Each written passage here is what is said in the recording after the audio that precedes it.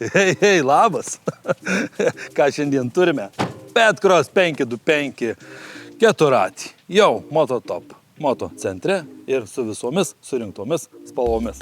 Pilka, oranžiniai, army green ir kamufliažiniai medžiotojų ir ūkininkų džiaugsmas. Na ir kuogi jie yra labai konkurencingi 500 kubinių centimetrų variklių gamoje tarp keturračių Lietuvoje, sužinosime tuoj pat.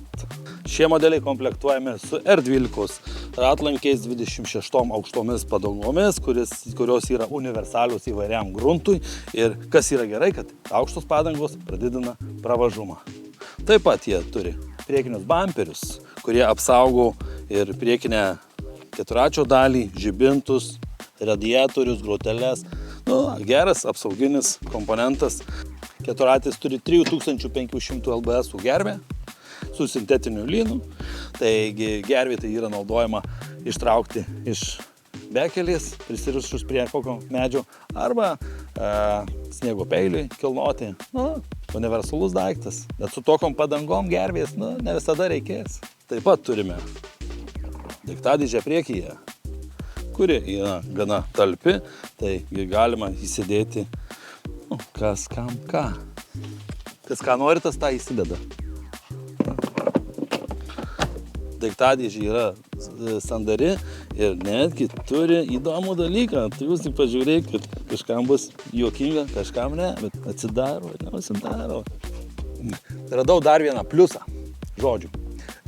Paėmė, kada užsikišau radiatorius, tau nereikia lupti radiatoriaus, tu tiesiog groteles pokšt, atitraukiai, išėmei ir išvalai radiatorių. Ir viskas, lieki toliau. Šie modeliai komplektuojami su 7 colių LCD skydeliais prietaisų. Jame taip yra nustatymai, galima pasikoreguoti vienus kitus parametrus, taip pat ir vairo stiprintuvą, kuris yra 3 režimų. Tai pagal vairuotojo poreikius pasireguliuojate, kokio minkštumo vairo norite turėti. Valdymas šių keturračių paprastas kaip ir visų. Čia stabdžiukai, turi parkingo funkcijukė, čia rankinis stabdys, gaziukas, priekinis galinis diferencialus valdymas, bėgiai. Šiame keturratyje kuro bakas yra 20 litrų, tai manau, kad užsipylus pilną baką nuvažiuosite gana toli. Įjungiam LED žibintus? Įjungiam. Ar matosi? Netgi dieną. O netgi dieną žibintai šviečia. Gerai. Ateikit pažiūrėti gale. Gale taip pat, kokie gražūs lediniai žibintai. Tuo pamirksėsim po sukiukais, paspausim stabdžiukus. Kaip gražu. Visi šie modeliai bus tik tai dviviečiai, tai bus patogu keleiviams. Sėdynės tikrai gana minkštos, dar reikia tikrai įsitikinti, ar tikrai. Sėdynės tikrai minkštos. Beje, turiu paminėti apie labai minkštą pakabą, kaip jinai siūbuoja. Kuo minkštesnė pakaba, tuo mažiau jauti visus kelio nelygumus arba dangos nelygumus, tai tiesiog maloniau važiuoti. Pamatuojam, ateik, pamatuojam. Kaip čia, kad aiškiai būtų, pažiūrim, 29, sakykim 29. Neblogai. Priekinė pakaba, tai 2A formų šakės, bet šakės, pažiūrėkit, pažiūrėkit, lenkto profilio. Tai reiškia, kad pravažumas yra geresnis, jeigu bus tiesios, taip paprastai, jeigu bus tiesios, tai pravažumas sumažėja. Lenktos šakės yra gerai. Stabdžiai kaip ir pas kiekvieną Odisą, geri stabdžiai. Pažiūrėkit, kokios kaladės. Stabdžių priekiniam suporte yra 2 stūmokliukai ir kaladės labai plačius. Todėl efektyvumas stabdžių yra didelis. Variklis yra vieno cilindro, beveik 500, be 5 kubinių centimetrų 500, tai 495, turi 28 kW, 46 Newtonus. Tai va. Naudojame šiuose agregatuose CVTech transmisiją variatoriaus. Palyginimui norime pastatyti vieną šalia kito modelį, tai Aodis 650 ir Aodis 525, kad įsivaizduoti, kiek skiriasi šie du modeliai dydžių.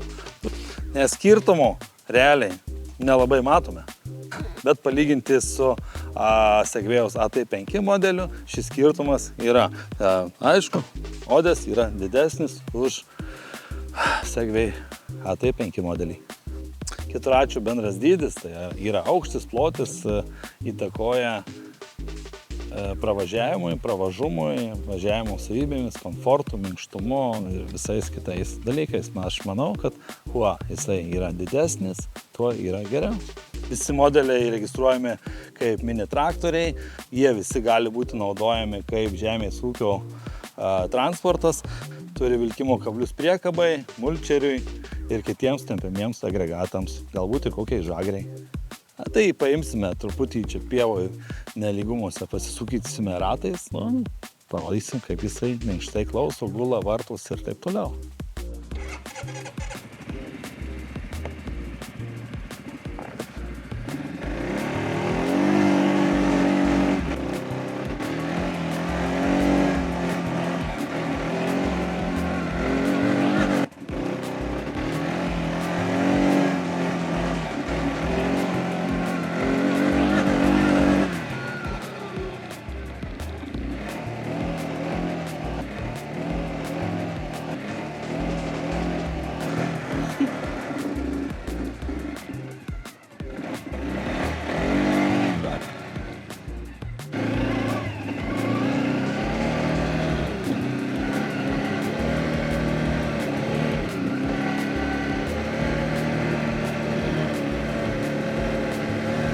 O kaip mes minkštai važiuojame.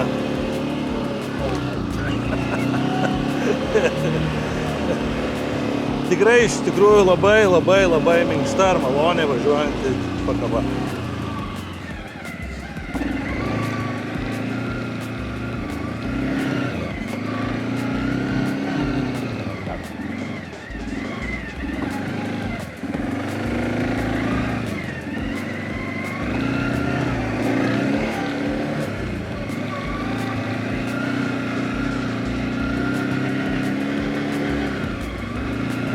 Iš tikrųjų tai labai minkštas, manevringas, paklusnus keturratis. Mano tokia yra tikrai šio modelio nuoširdi nuomonė. Turiu paminėti, kad apsisukimo spindulys šio modelio tikrai nėra didelis. Sakyčiau, netgi mažas. Sukasi vietoje kaip voverė. Aš vėl apie tą patį, apie pakabą. Čia. O visi tie, kas nori pasimatuoti ir įvertinti šitą keturratį, maloniai kviečiame, kaip visada, į Marijampolę, į Mototop.